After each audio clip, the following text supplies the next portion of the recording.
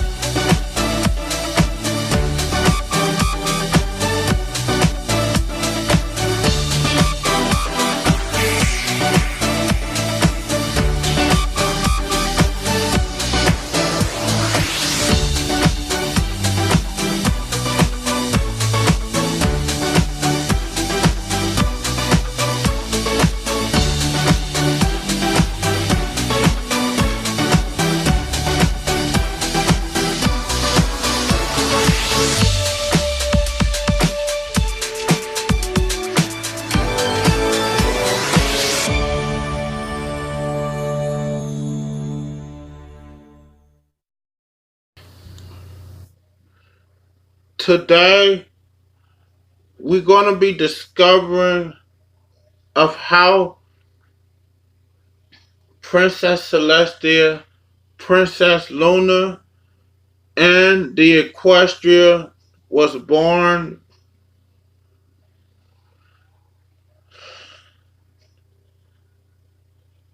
You're going to see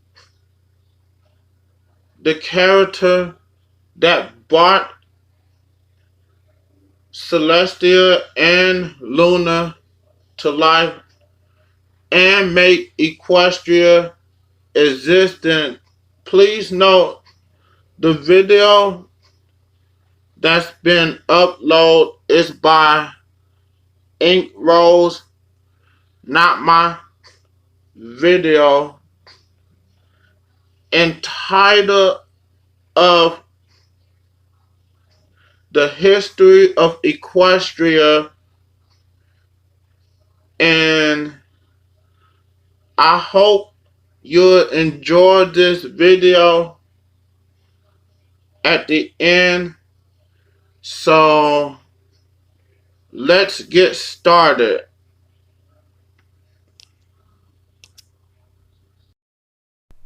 Greetings, my Brony compatriots. I'm Inkros98. Today I'm going to be doing a response video to Brony Curious's Celestia, Luna, and the History of Equestria video.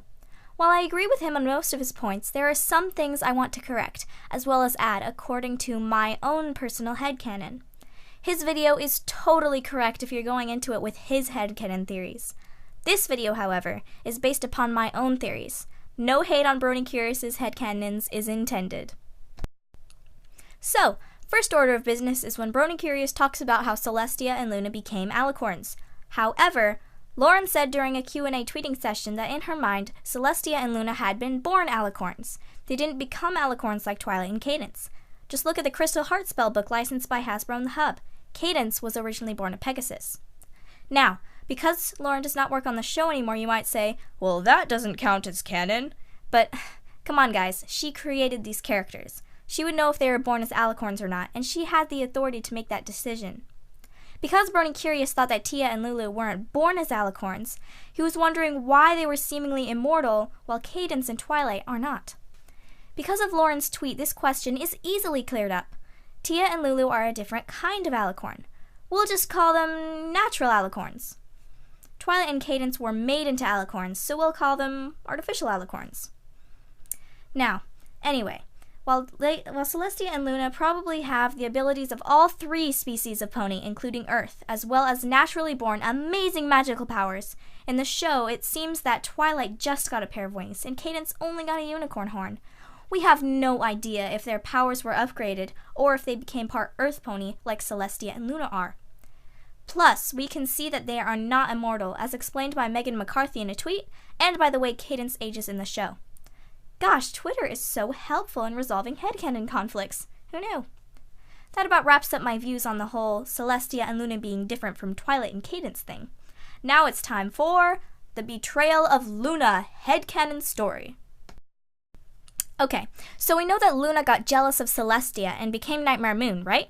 Well, yeah, and it makes sense too. But I always believed it was not just Luna's anger, but also something else that caused her to turn.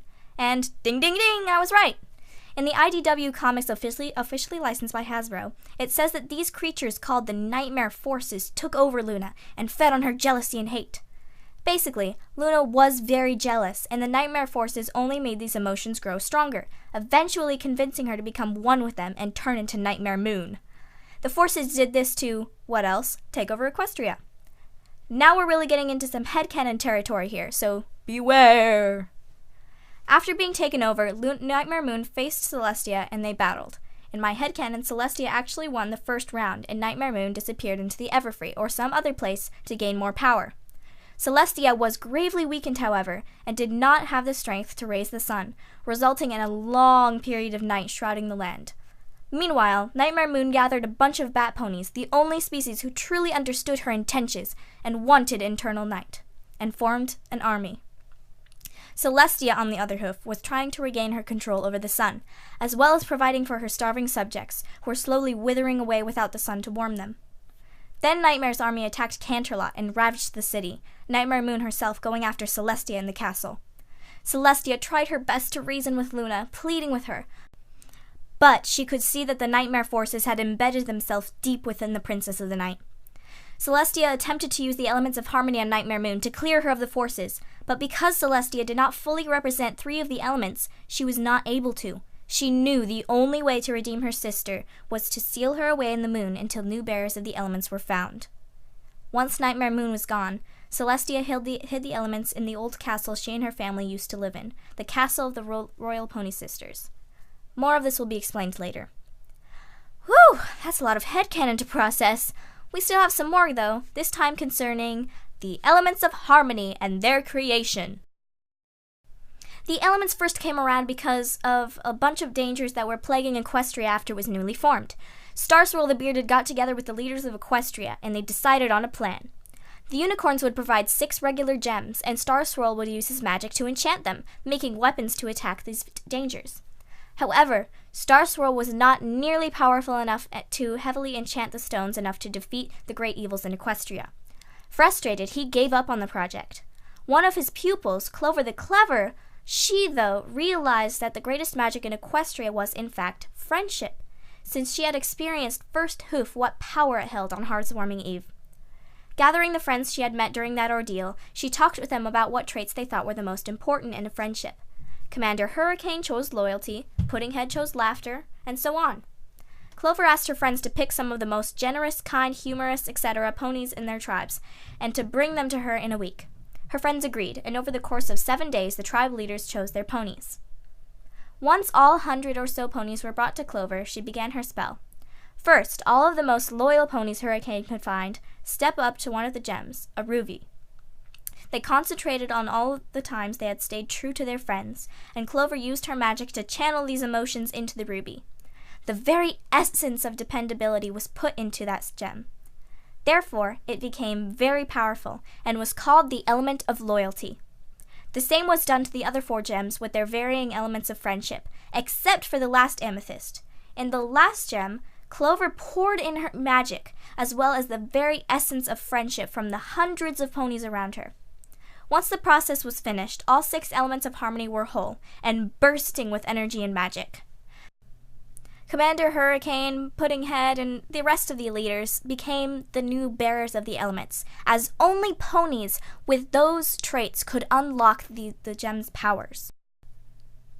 Now that the elements have been discussed, let's get into Celestia and Luna's beginnings.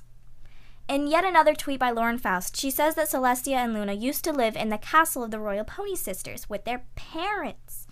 I'm about to go into a whole different tone here.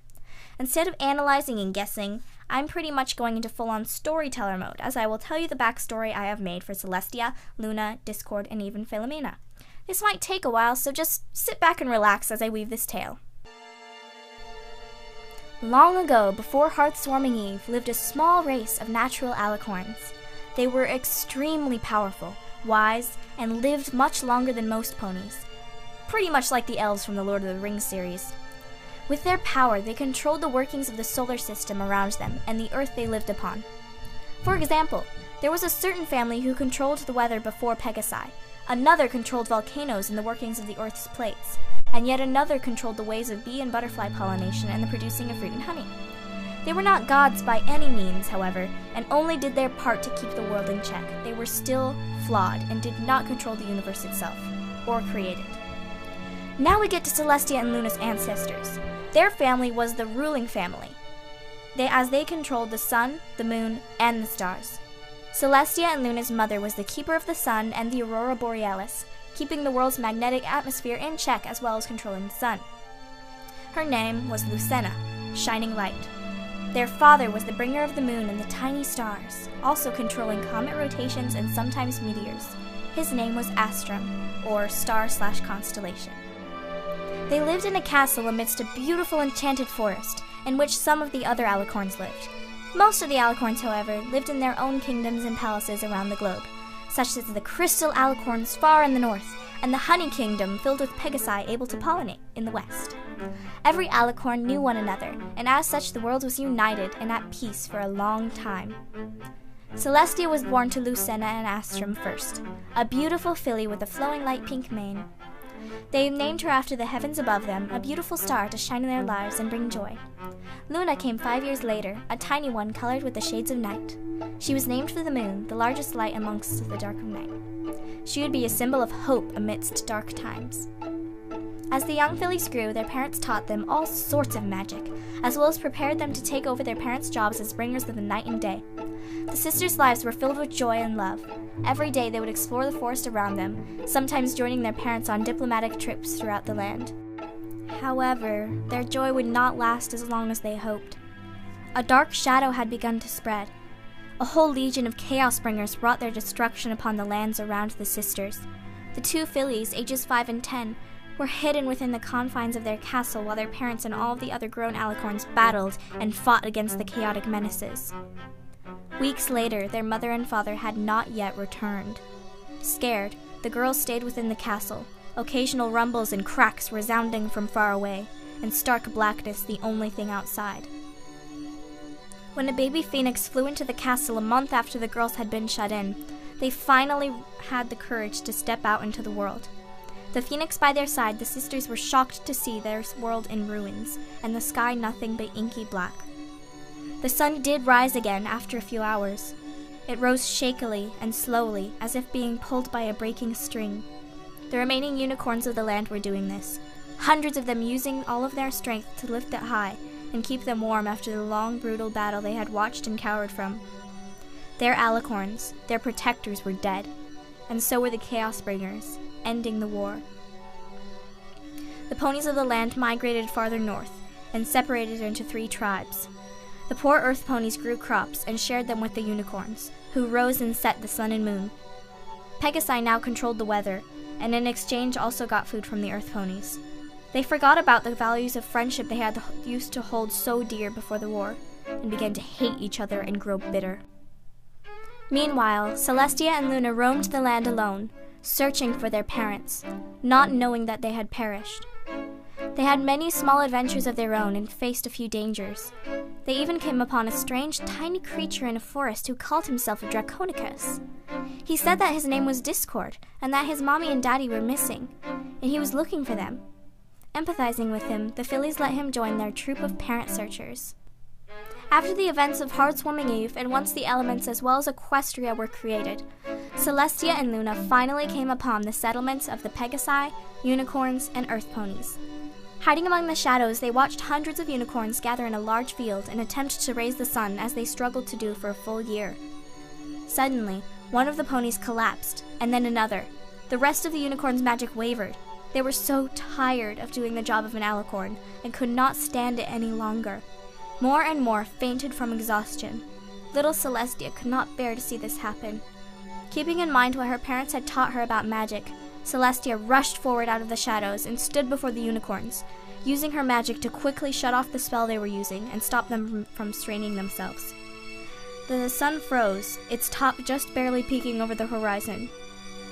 Taking a deep breath, Celestia activated her great stores of magic, her horn glowing bright gold. The unicorns behind her gasped as the sun swiftly rose, being masterfully controlled by a mere filly. They became even more baffled as they spotted tiny wings on her back. After the sun had fully risen, a flash of light shone from the filly's flank. Celestia looked around to see her cutie mark appearing on it. A golden sun was imprinted there, the mark of her destiny. Luna and the tiny phoenix whom they called Philomena ran out to join Celestia as the mass of unicorns surrounded them. Discord, however, stayed behind, not eager to meet the ponies who knew of the way his parents and other Draconici had waged a war against them. The fillies were taken to the unicorn castle where the rulers of Equestria lived and worked. The rulers, including Princess Platinum, Commander Hurricane, Chancellor Puddinghead, Clover the Clever, Private Pansy, and Smart Cookie, questioned the fillies, asking them how in Equestria they were alicorns, and how the White One had risen the sun. Star Swirl the Bearded had also attended this interrogation, but he mostly sat in silence, looking at the fillies intently. Soon, the leaders found out that before them stood the daughters of the most powerful alicorns who had ever lived. The fillies were immediately taken in by the leaders, knowing that the fillies were next in the royal line. And so the girls were raised within the mountain castle of Equestria, the city built around it becoming known as the capital of the country, Canterlot. During this time, Luna learned how to raise the moon and gained her cutie mark, and both girls learned many new spells from Star Swirl.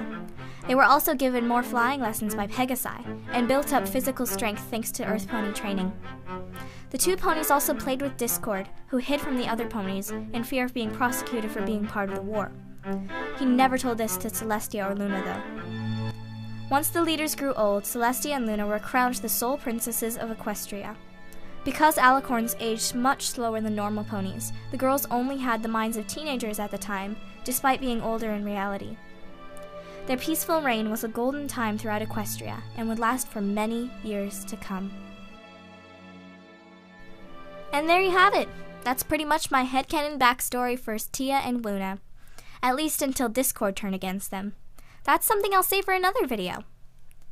So, did you all like this video? If so, please like, share, or comment. Every single time you all do this, it's very helpful and meaningful to me.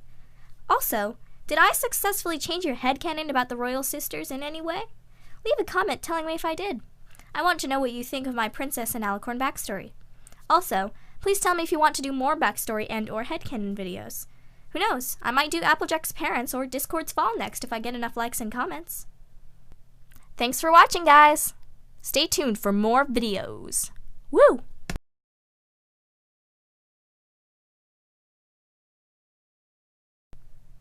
You've come such a long, long way, and I've watched you from that very first day, to see how you might grow, to see what you might do, to see what you've been through, and all the ways you've made me proud of you. It's time now for a new change to come. You've grown up, and your new life has begun. To go where you will go, to see what you will see, to find what you will be, for it's time for you to fulfill your destiny.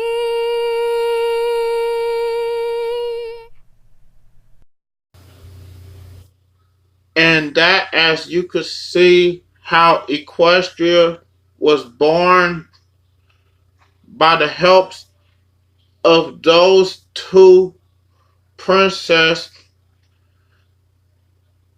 and Star-Sworded Beard.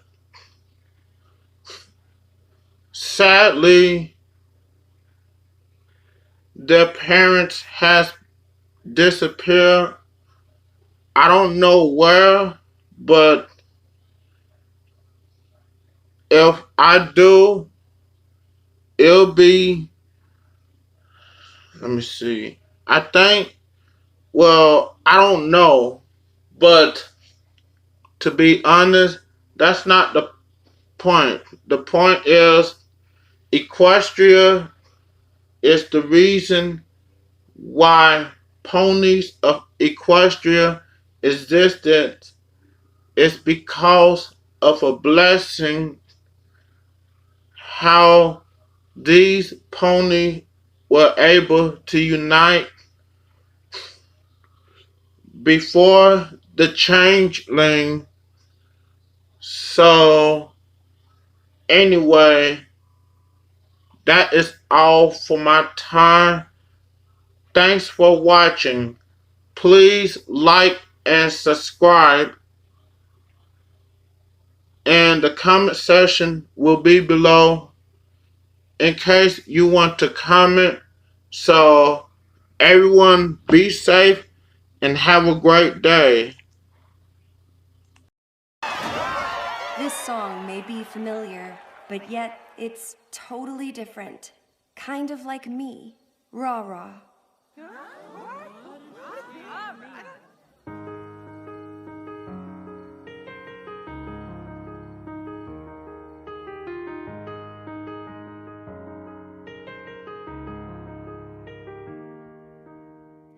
I'm here to show you who I am.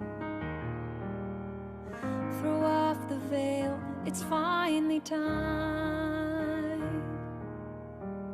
There's more to me than glitz and glam. Oh, oh. And now I feel my stars